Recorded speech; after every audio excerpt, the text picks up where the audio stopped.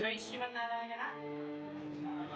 మనకి ధనుర్మాసంలో భాగంగా ఈరోజు 10వ తారీఖు జనవరి 2025 సంవత్సరము ముక్కోటి ఏకాదశి. దీనిని వైకుంఠ ఏకాదశి అని కూడా అంటారు. మనము మన ఆలయంలో చూసుకున్నట్లయితే ప్రతి ఒక్క వైష్ణవాలయాల్లో ఉత్తర ద్వార దర్శనం చేస్తూ ఉంటారు. ప్రతి ఒక్క ఆలయంలో కూడా అసలు ఈ వైకుంఠ ఏకాదశి అంటే ఏమిటయ్యా అని అంటే, పూర్వము మనకి భూలోక వైకుంఠంగా ఒక క్షేత్రాన్ని ఎంపిక చేశారు. దాన్ని మనం శ్రీరంగ క్షేత్రము అని చెప్పి మనకి తమిళనాడులో ఉంటాం. అక్కడ మనకి ద్వారాలన్నీ కూడా ఉత్తరముఖంగానే ఉంటాయి. అలాగే మనకి పురాణాలు గ్రంథాలు ఏం చెప్తున్నాయి అంటే, ఉత్తరముఖంగా వచ్చి స్వామిని దర్శనం చేసుకున్న వాళ్ళందరికీ కూడా పునఃజన్మ అంటూ మళ్ళీ జన్మ అంటూ కూడా ఉండదు అని చెప్పి మనకు భగవంతుడు నిర్ణయించాడు.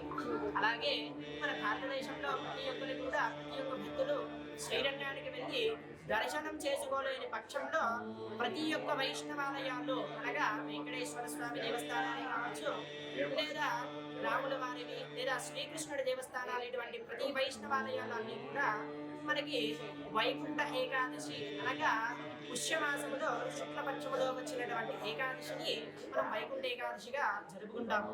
కాబట్టి భక్తులందరూ ఉత్తరముఖ దర్శనంగా వచ్చి ఆ స్వామిని దర్శనం చేసుకుని ఆ స్వామి యొక్క అనుగ్రహాన్ని పొందగలరు.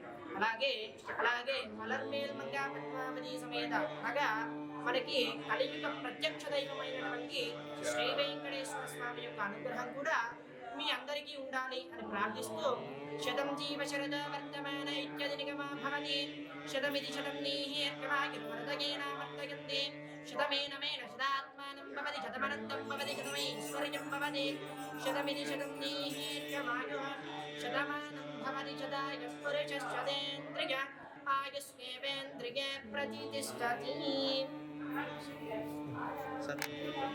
జై శ్రీమన్నారాయణ.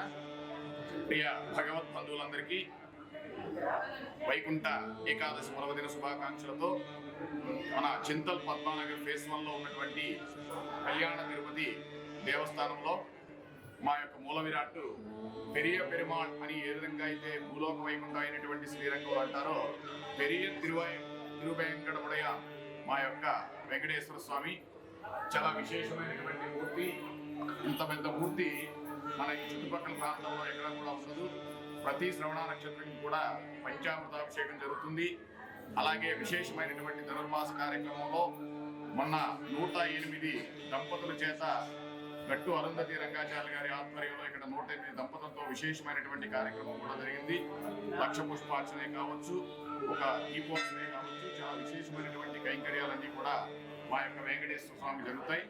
అలాగే ఈ యొక్క కళ్యాణ తిరుపతిని దర్శించినటువంటి ప్రతి ఒక్కరికి కూడా ఆ యొక్క స్వామి యొక్క కృపాకటాక్షాలు ఎలవేళలా ఉండాలని కోరుతూ ఆచార్య దివ్య త్రివిడిలేశ్వరం. జై శ్రీమన్నారాయణ.